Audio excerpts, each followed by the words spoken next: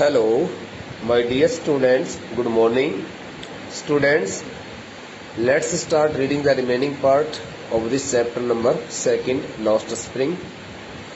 We had completed the chapter up to this last word, poverty. So now this the passage is to be read by us. I remember a story. A man from Udupi once told me. Okay. I remember a story a man from Udupi once told me. Now, having introduced herself very nicely to a group of little rag pickers, little children, she starts remembering the same story which was told to her by some person living in Udupi. तो यहाँ इस sentence के माध्यम से ऐसा बताती है कि आई रिमेम्बर ए स्टोरी, मुझे कहानी अच्छी तरह से याद आ रही है, मुझे कहानी याद आ रही है जो कहानी किसी व्यक्ति ने उदुपी नामक कस्बे में रहने वाले किसी व्यक्ति ने, उदुपी कर्नाटका के कस्बा है, कभी एक बार मेरे को उसने ये कहानी सुनाई थी। एक बार कभी किसी एक व्यक्ति ने जो उदुपी से संबंध रखता था, उस उदुपी से संबंध रखने वाले व्यक्ति ने मेरे को कहानी सुनाई थी। As a young boy, he would go to school past an old temple.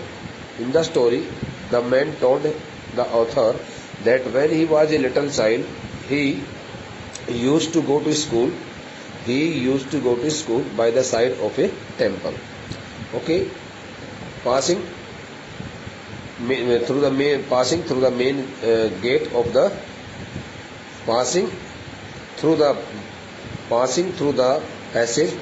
the road, okay, in front of an old temple. By past stands for by the side of an temple, old temple, where his father was a priest. The man told the author that when he was a little child, he used to go to school. Okay, he used to go to school by the side, or you may say on the way to school he passed by an old temple. He passed by an old temple where his father worked as a priest. Okay, he would stop briefly at the temple. Being a child, he stopped himself at the main gate of the temple, in front of the temple, and pray for a pair of shoes. And standing in front of the temple, because the man who was at that time a little child was on his way to school, so standing himself just outside the main gate of the temple, okay, he stood himself quite silently and offered his prayer only for a pair of shoes, since he wanted to get a pair of shoes from gods and goddesses. 30 years later, I visited his town and the temple. The author says that after a long time of 30 years, she again went to Udupi. In order to justify whether the child had got a pair of shoes after offering his prayer or not. So 30 years later, I visited his town and the temple, which was now drowned in. Beta, the word D-R-O-W-N-E, drowned in means covered by. Okay, covered under or covered by an air of desolation. Desolation stands for a loneliness. So when after 30 years the author went to meet, went to see, went to get some new experience, okay, of the past, of that past story which had been told to her by some person, okay, about his life. So when the author went to Udupi, okay, she found that the place where the temple was situated 30 years ago, now there was extreme loneliness, and the temple stood there in extreme loneliness. There was nothing all around the temple. In the backyard where lived the new priest, she also came to know, उसको इस बात का पता चला, that in the backyard means at the back side of the temple, a new priest, okay, lived there with his family. There were red and white plastic chairs. She also noticed that at the back side of the temple, where the new priest used to live with his family, some plastic chairs in red and white colors were also placed there, were also put there. A young boy dressed in a grey uniform, wearing socks and shoes. Meanwhile, a young boy wearing grey uniform, socks and shoes, in full dress, arrived panting. Panting means breathlessly, okay, and three school bag on a folding mat. When the child arrived there wearing a grey uniform, of white color uniform, and his socks and shoes also. So he also came there quite runningly, breathlessly, and as soon as he reached there, he threw his bag on the folding bed, which was also installed there. Looking at the boy, I remembered the prayer another boy had made to the goddess. So looking at that child, the author remembered the same story of that person who had told her many years ago about his own life, and who had offered also his prayer to the gods and goddesses only to have a pair of shoes. So that the same incident, okay, appeared in her mind, and she started thinking about that child. Looking at the boy, I remember the prayer another boy had made to the goddess when he had finally got a pair of shoes. So she also concluded that his prayer had been granted by the goddess and he had been given a pair of shoes. Let me never lose them. He also requested the goddess to give him such powers, such strength, so that he could never lose that the pair of shoes which had been got by him, which he had received by the grace of goddess. The goddess had granted his prayer. The goddess had also granted his prayer, accepted his prayer. Young boys like the son of the priest now wore shoes. She also reached to the final conclusion that if a child makes any request to anyone, especially for a pair of shoes or a pair of chappals, so he or she can easily get it. But after praying, if the child does not wear, and after getting the pair of shoes, if the child does not wear, so it could not be the part of his poverty. It could be the part of his willingness. The goddess had granted his prayer. Young boys like the son of the priest now wore shoes, but many others like the rag pickers in my neighborhood remained shoeless. So what does the sentence signal us? It hints us that the children, okay, belonging to the rag pickers families, okay, never make any request to get a pair of shoes, and in case they make a request to anyone to get a pair of shoes, and if their request is granted, accepted, thereafter they don't want to wear the shoes and they remain totally barefoot. Okay, तो इस कहानी से, इस passage से हमने क्या पढ़ा? देखो, हमने ये पढ़ा बेटा कि वो कहती है कि एक बार की बात है कि उदीपी से संबंध रखने वाले, उदीपी कस्बे से संबंध रखने वाले किसी एक व्यक्ति ने मुझे कहानी सुनाई थी, जो कहानी मुझे अभी याद आ रही है।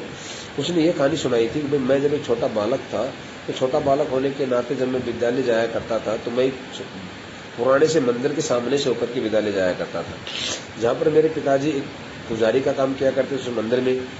कहता है कि उसने अपने लिए लगाया है कि मैं जो है मंदिर के दरवाजे के सामने कुछ समय के लिए रुक जाया करता था, और एक जोड़ी जूते के लिए, एक जोड़ा जूता जो है ना, एक जोड़ी जूता मुझे मिल जाए, इसके लिए मैं प्रार्थना देवी देवताओं के सामने रखा करता था।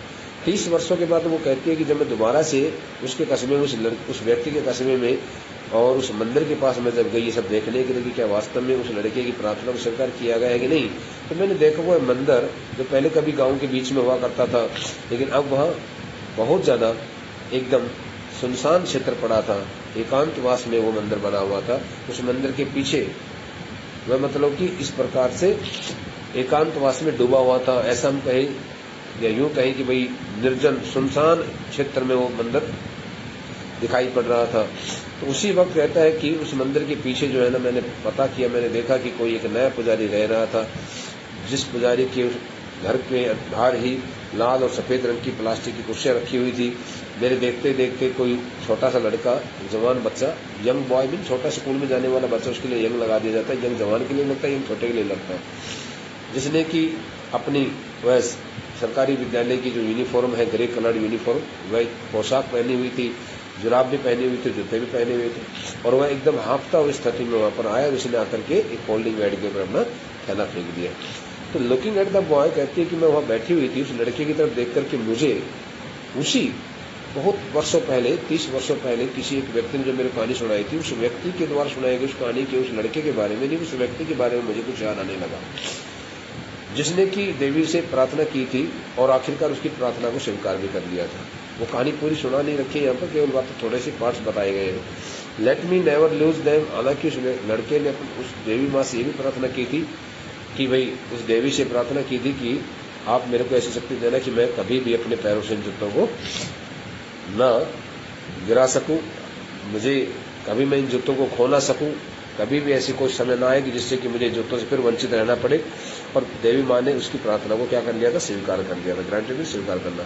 अब वो कहते हैं कि देखो, young boys like the son of the priest, जिस प्रकार से मैंने उस पुजारी के लड़के के द्वारा की गई प्रार्थना को स्वीकार कर लिया गया था, उस प्रकार के बहुत सारे छोटे छोटे बच्चे जो होते हैं, नो वॉर शूज, अब वो जूते पहन करके रहते हैं। किसी से मांग करके, किसी से प्रार्थना करके, जरूरी नहीं कि देवी देवताओं से प्रार्थना की जाए, किसी से प्रार्थना करके वो जूते पहन सकते हैं। बट मैंने अदर्स लाइक, लेकिन उनका क्या करें जो रैग पिकर्स परिवार से संबंध रखते हैं, कूड़ा करकट बीनने वाले लोगों के परिवार से संबंध रखने वाले जो बहुत सारे बच्चे हैं, जो मेरे पड़ोस में मुझे मिलते हैं, मेरे पास मेरे दिखाई देते हैं, वो अभी सर जूते पहन करके नहीं रहते, बल्कि जूते रहित यानी नंगे पैर घूमते रहते हैं। माई एक्वेंटेंस मीन्स, बेटा क्या होता है, फैमिलियरिटी। फैमिलियरिटी इंट्रोडक्शन भी होता है, वैसे फैमिलियरिटी ज्यादा ठीक है पड़ रहेगा। माई एक्वेंटेंस में my familiarity with the barefoot rag pickers leads me to Seemapuri. Having acquainted with the team with a group of barefoot rag pickers, with a group of barefoot rag picker children, rag picking children. Finally, the author comes to see their locality Shimapuri, which is also situated in a neighborhood in the adjoining part of her locality. उसके ही अपनी locality में जहाँ पर वो रहती है, उसके आसपास के क्षेत्र में ही, उसके अपने पड़ोस में ही वो सीमापुरी नामक भी एक क्षेत्र जो है ना, एक लोकेलिटी, एक बस्ती जो है, आवास क्षेत्र बसा हुआ है। My acquaintance with the barefoot rag pickers leads me to Seemapuri, a place on the periphery. The word periphery stands for here, the word periphery stands for here outer area, okay, border of the city. You will say here the periphery stands for the outskirts. Outskirts means outer area of Delhi, yet miles away from it metaphorically. The word metaphorically stands for it, bete, expressing one thing in terms normally denoting another. Okay, expressing one thing in terms normally denoting another. It means लांछनिक रूप से।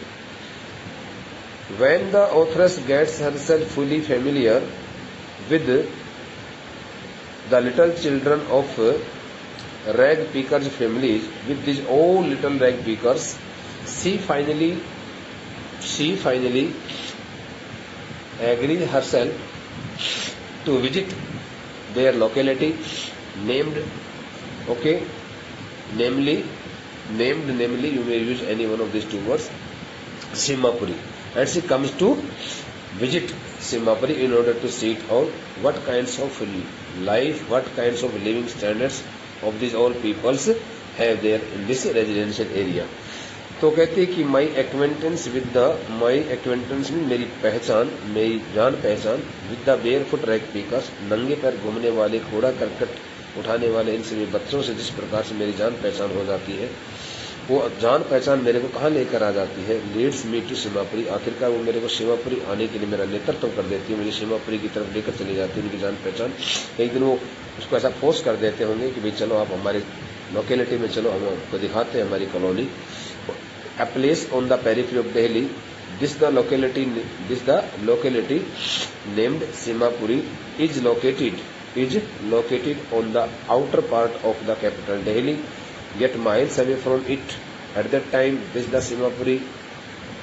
area Simapuri was situated miles away from the main city, from the main part of the capital city New Delhi.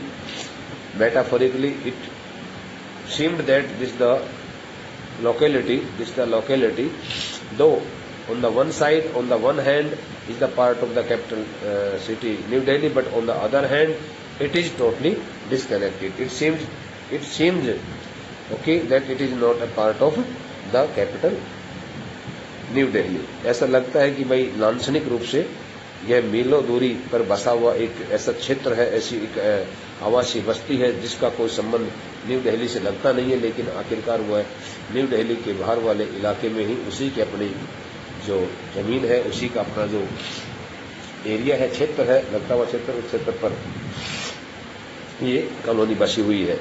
Those who live here are squatters. The word squatter stands for the persons who occupy the land illegally, unauthorizingly. So illegal occupant of a land, of an area. Those who live here are squatters. Persons living in, or you may say the people living in Simapuri may also be called illegal occupants, because they have got no permission from any authority and they started living there quite illegally, unauthorizingly, without getting licenses, permission from authority persons who came from Bangladesh back in 1971. These all unauthorized and illegal occupants of the area of the locality Simapuri, okay, had come from Bangladesh in the year of 1971. So you may also call them the Bangladeshis. So those the Bangladeshis who had settled themselves in that remote area of Simapuri, far away, miles away from the main city New Delhi, had come from Bangladesh in the year of 1971. तो ऐसा बताने लगे कि सीमापुरी में 1971 में जिन लोगों ने आकर के अवैध रूप से जो कब्जा किया था, जहां पर वो उस जमीन पर रहने लग गए थे, वहां पर आकर के उस क्षेत्र में बसे थे, वहां पर उन्होंने अपना एक रहना सहना शुरू कर दिया था बगैर किसी सरकार की अनुमति के. तो वहां पर वे सभी लोग जो हैं वो गैर कानून से अनाधिकारिक तौर से रहने वाले लोग हैं, जिनको कोई परमिशन नहीं मिली हुई है.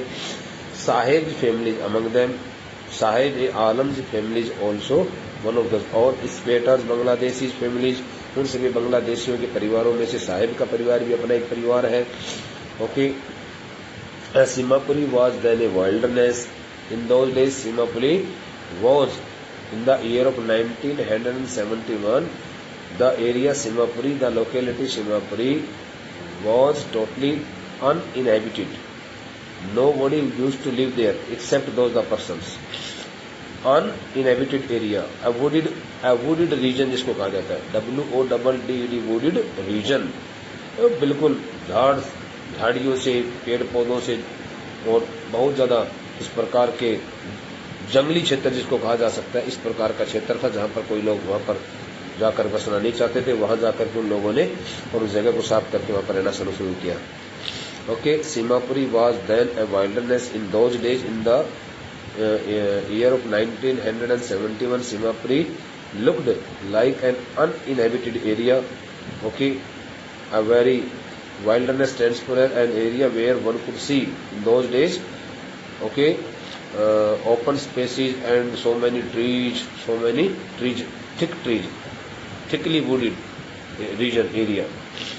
Okay, it still is, though nowadays the area Simapuri is also not fully inhabited by the people, but it is no longer empty. But nowadays there has been many changes, and one can see that a number of persons have started living there. have started living there in this area. So it is not so empty. Now it is packed with a number of houses, a number of homes, and a number of people have started living in this area Simhapuri also. Okay, in structures of mud, in the house is made of mud and straw.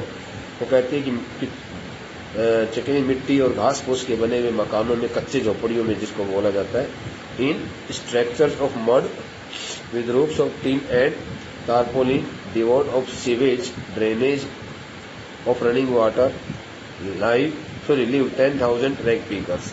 In this area Simhapuri, in this locality Simhapuri bete, 10,000 Bangladeshis who are called rag pickers also live in their small huts, cottages made of mud and straw, STRW straw, घास फूस के बने हुए. Okay, made of mud and straw, and the roofs of these houses of their homes are also made of tin and tarpaulin. Okay, and the area is completely devoid of, means completely avoided from the basic facilities of, completely cut off from the